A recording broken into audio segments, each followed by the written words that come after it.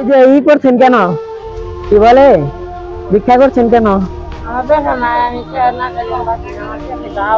আচ্ছা আচ্ছা, যাক আজকে আমি আরো কাজ করছি তো এর জন্য বেশি কিছু করতে পারলাম না, ওই পাশে কাজ করছি। তা আপনি এই টাকা দিলাম, এটা প্রবাসীদের টাকা, বিদেশ থাকে না একটা সংগঠন আছে আমাদের আলোর দিশারে পাইপ, ওরা দিছে, ঠিক আছে, ওদের জন্য দোয়া করবেন। নামাজ পড়েন?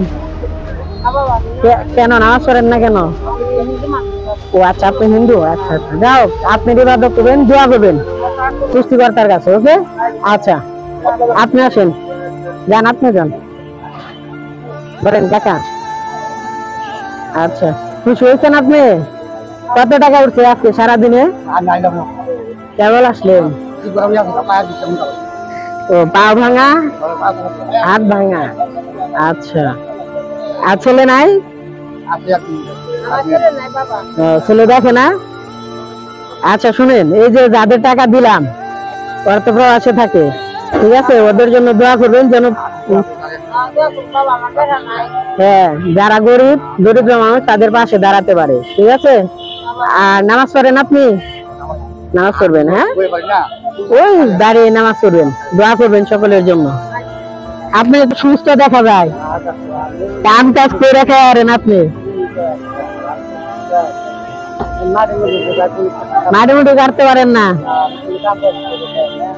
এই যে এই দিক দিয়ে একটা মহিলা ওই যে মাছের আড়তে পানি দেয়, দেখেন আপনি, মাছের আড়তে পানি দেয় না ভাই, একটা হিন্দু মহিলা, উনি তো কাজ করে খায়, এখন ওই সমস্যা বুঝলাম।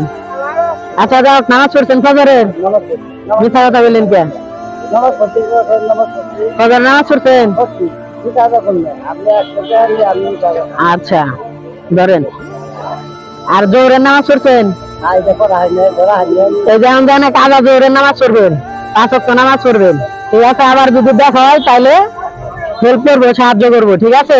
আর যদি শুনি যে নামাজ না পড়েন, কারো কাছে শুনি তাহলে হেল্প পাবেন না।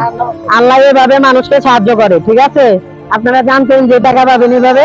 কেউ জানতো না, আমিও জানতাম না আপনাদের দিব। আজকে আমার অর্ধে আমি চাকরি করি, হঠাৎ করে বের হয়েছি, মনে হইলো যে সংগঠনের পক্ষ থেকে কাজ করি, এর জন্য কাজ করলাম। আচ্ছা ঠিক আছে, ওকে। ওনার দিকে ধরেন একটু,